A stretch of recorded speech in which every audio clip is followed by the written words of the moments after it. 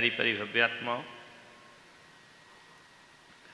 संत कहीं भी चले जाएं, जंगल हो, महल हो, मसान हो, मकान हो, वीरान हो, बियावान हो, संत चरण जहां पहुंच जाएं, वन तो हमेशा वन ही रहता है, लेकिन संत पहुंच जाएं तो वन तपोवन हो जाया करता है। जब बाहर का वातावरण संत के जाने से बदल जाता है, वह मिट्टी, वह स्थान, वह क्षेत्र जब पूज्य हो जाता है, ये अजीव हैं। और जीव यदि संतों को दिल में बिठा लें तो उनके देह को देवालय बनने में फिर ज़्यादा देर नहीं लगा करती।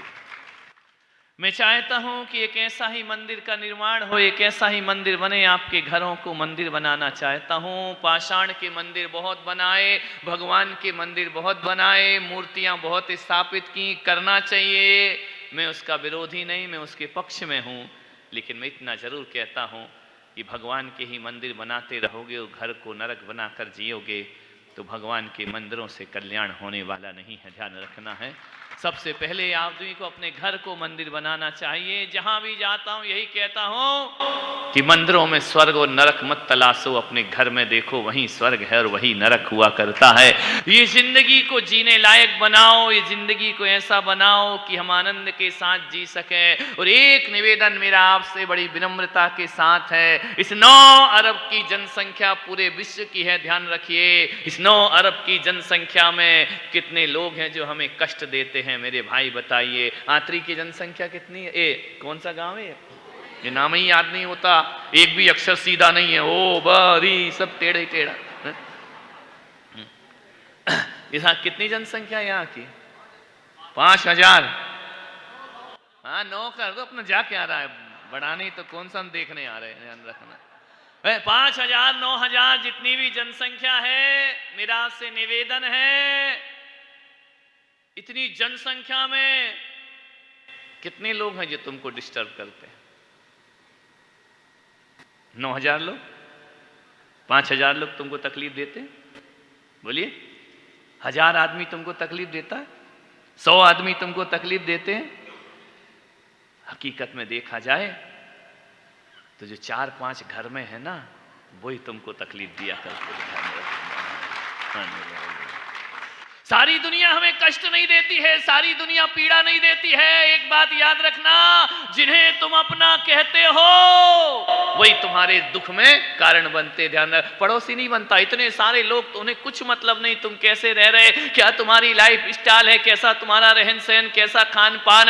आदमी को तकलीफ देने वाले केवल 4-5 रिश्तेदार होते हैं जिन्हें हम अपना कहते हैं। और मैं पुलक सागर कहता हूं, अरे जो तकलीफ देते हैं वो अपने नहीं होते हैं, जो हमें सुख दिया करते हैं वो दुनिया में अपने हुआ करते। कितने लोग, एक पत्रकार ने मुझसे पूछा आपने घर क्यों छोड़ दिया, सन्यास क्यों ले लिया, घर में रहकर भी कल्याण होता है। मैंने कहा घर में रहकर ही नरक मिलता है। ध्यान रखना, एक बात याद रखिए।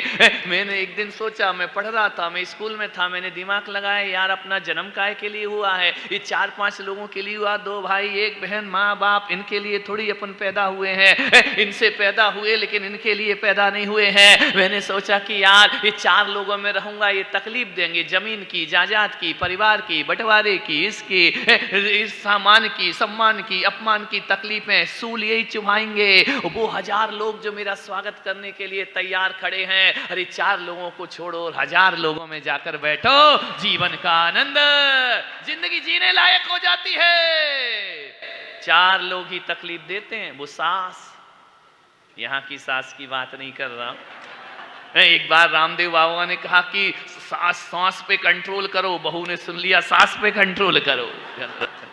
मान्यवर ध्यान रखिए, आपसे निवेदन है, जिन्हें हम अपना कहते हैं तकलीफ उनसे मिलती है। पूरा गांव, पूरा शहर हमें कोई कष्ट नहीं देता है,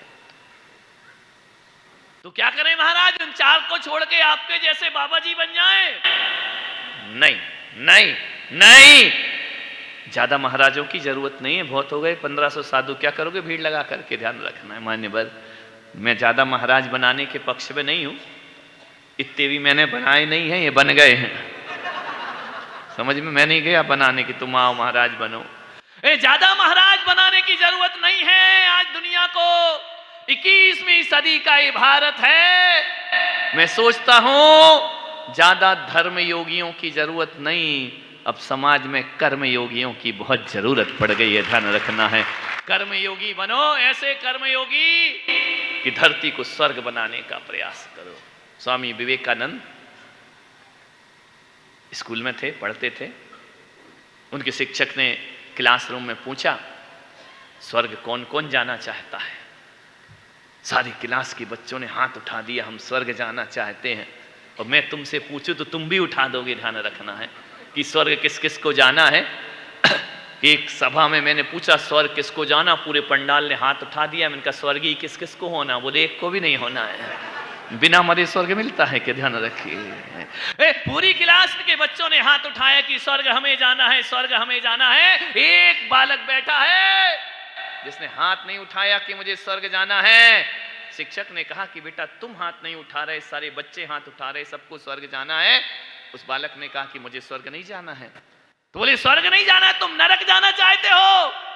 बोले मुझे नरक भी नहीं जाना है, तो क्या करना है तुमको? बोले मैं स्वर्ग जाना नहीं चाहता हूं, तो क्या करोगे? उस छोटे से बच्चे ने जवाब दिया कि गुरुजी मैं स्वर्ग जाना नहीं चाहता हूं, स्वर्ग धरती पे उतारना चाहता हूं, ध्यान रखना है। और वो बालक नरेंद्र एक दिन स्वामी विवेकानंद बन करके खड़ा हो जाया करता है, ध्यान रखना। मैं चाहता हूं कि मत कहो भगवान से कि अगली गति अच्छी हो, मैं तो कहता हूं गति छोड़ो, मति अच्छी कर लो, यही गति तुम्हारी बहुत अच्छी हो जाएगी, ध्यान रखना है। आपसे मेरा निवेदन है, आपसे मेरा आग्रह है, स्वर्ग जैसा जीवन जियो। जो आदमी घरों को नरक बना के जीता है, मंदिर तो छोड़ो, वो सम्मेद शिखर और वैष्णव देवी में भी जाके तपस्या करे ना, और वहां से प्राण छोड़े तो भी वो नरक जाएगा, ध्यान रखना है। इस गलत फहमी में मत जीना कि एक बार बंदे जो कोई ताही नरक पशु गति नहीं होई। तुम सोचते एक बार शिखर जी हुआए तो पाप करने का लाइसेंस मिल गया, अब जिंदगी भर कुछ करो, ऐसा नहीं हुआ करता है। मैं तो कहता हूं मन चंगा तो कठौती में गंगा, ध्यान रखना है। अभी महाकुंभ में हजारों लोग नहाने गए, डुबकी लगाई। मान्यवर एक बात ध्यान रखना, मैं नहीं गया महाकुंभ में, तुम लोग भी बहुत ही कम लोग गए होंगे, जो गए हैं वो गए हैं। लेकिन एक बात याद रखना, मैं पुलक सागर कहता हूं, जो महाकुंभ में नहीं गया, इसके लिए तो मैं, जो नहीं जा पाए उनके लिए मैं ज्ञान की गंगा यहीं लेकर के आया हूं, ध्यान रखना है। आप नहीं जा सके, अरे ज्ञान की गंगा में डुबकी लगा लो, ध्यान रखना।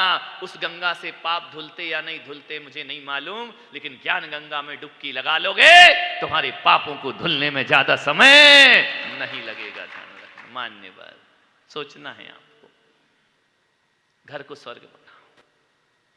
मैं नहीं चाहता हूं कि तुम घर परिवार छोड़ दो, मैं चाहता हूं अपनी आदतें छोड़ दो। क्या बदलना है?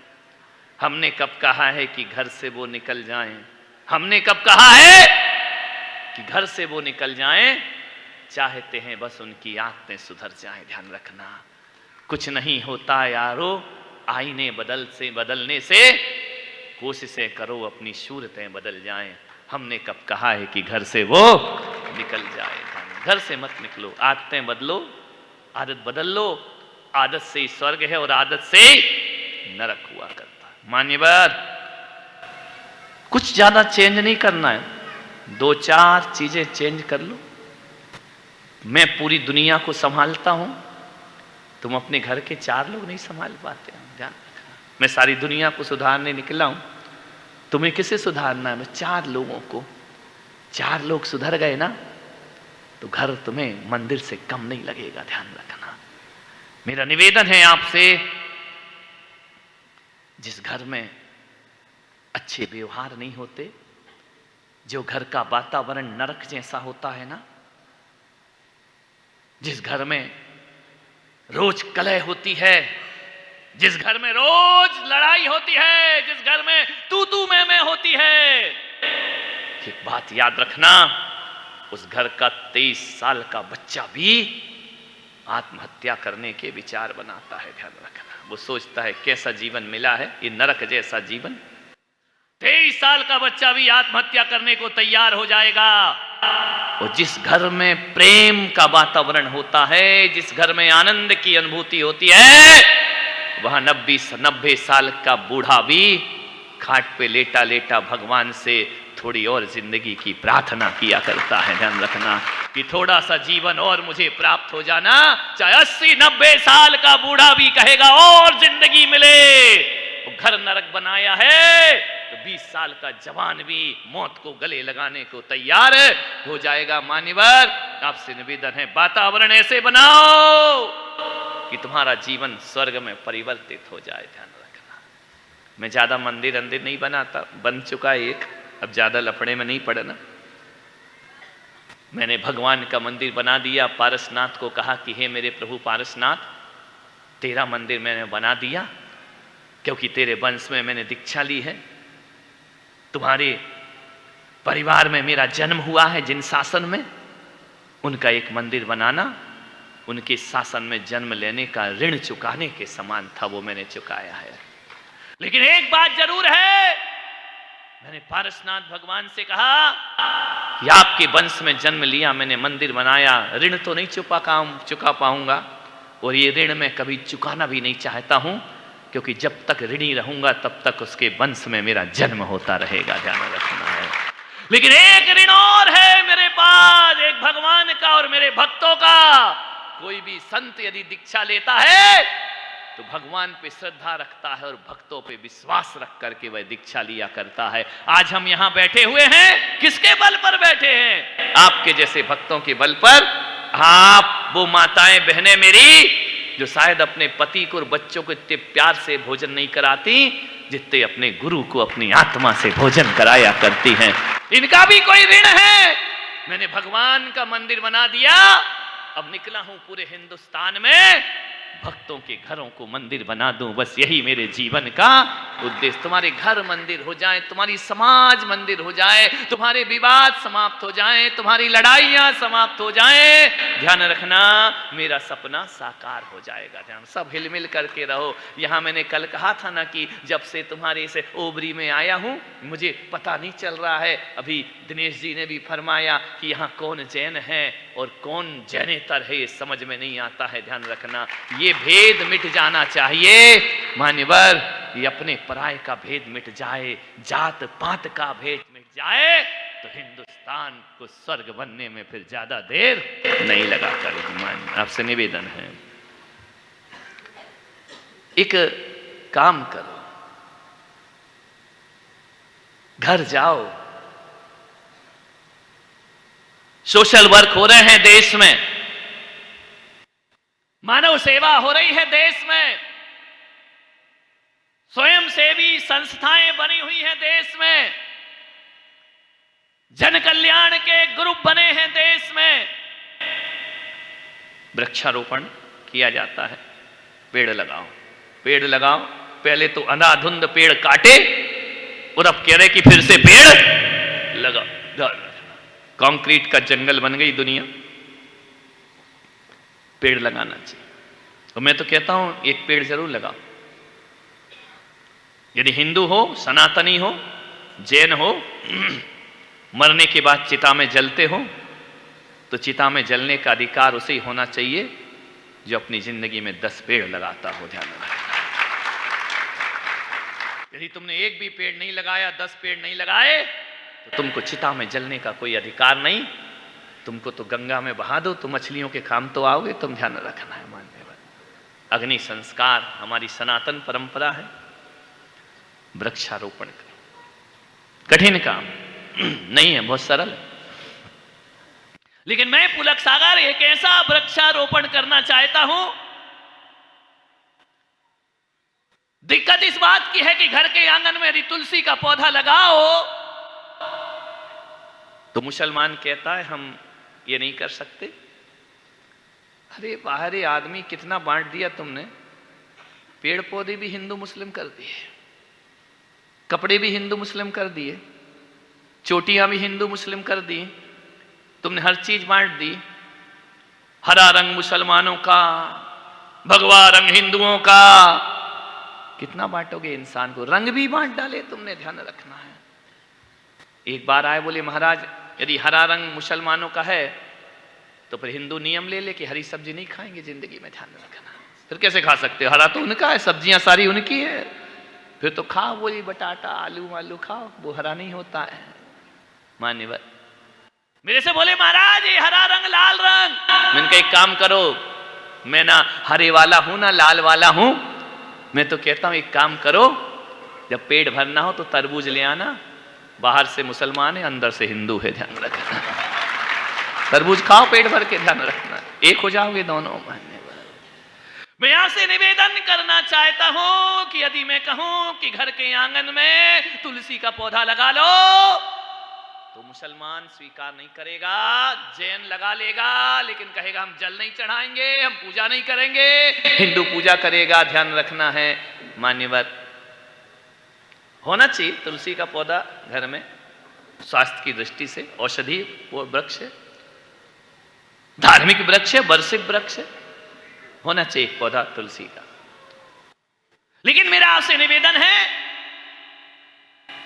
कि तुलसी का पौधा लगाओ या ना लगाओ, आज के इस प्रवचन से मैं एक पौधा आपको ऐसा दे रहा हूं जिसे मुसलमान भी अपने घर में लगाए, हिंदू भी अपने घर में लगाए, जैन भी अपने घर में लगाए, बौद्ध भी अपने घर में लगाए, सिख ईसाई भी अपने घर में लगाए, और शायद उस पौधे के विरोध में कोई नहीं होगा।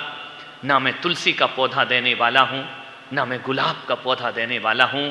आज की सभा के बाद एक एक पौधा मैं सबके हाथ में पकड़ाऊंगा, और वह सुपौधा यदि कोई होगा तो वह प्रेम का पौधा होगा जो आपके घर के आंगन में लगना चाहिए। एक प्रेम का पौधा लगाओ अपने घर में। और एक बात याद रखना, पौधे लगा करके जो पानी नहीं डालता है वो पौधों को सूखने में ज्यादा देर नहीं लगा करती है। मैं पुलक सागर कहता हूं एक प्रेम का पौधा हर किसी के घर के आंगन में लगा रहना चाहिए, और उस प्रेम के पौधे को जिंदा रखना है, प्रेम के पौधे को मारना नहीं है, प्रेम के पौधे को हरा रखना है। तो रोज सुबह उठ करके उस प्रेम के पौधे में समर्पण का जल डालते रहा करो, तुम्हारा पौधा सदा हरा भरा बना रहेगा। प्रेम के पौधे लगाओ हर घर में, ध्यान रखना। आपसे मेरा निवेदन है ऐसा पौधा जो तुम्हारे घर को खुशियां देता रहे। मिलो ना, प्रेम से मिलो, आनंद से रहो। जिंदगी का भरोसा नहीं, आज हो कल ना रहो। जिंदगी का कोई विश्वास मत करो, आज हो कल राम नाम सत्य हो जाए, ध्यान रखना है। जब तक राम नाम सत्य नहीं हो रहा तब तक राम राम जप लो, उद्धार हो जाएगा तुम्हारा, ध्यान रखिए। निवेदन है।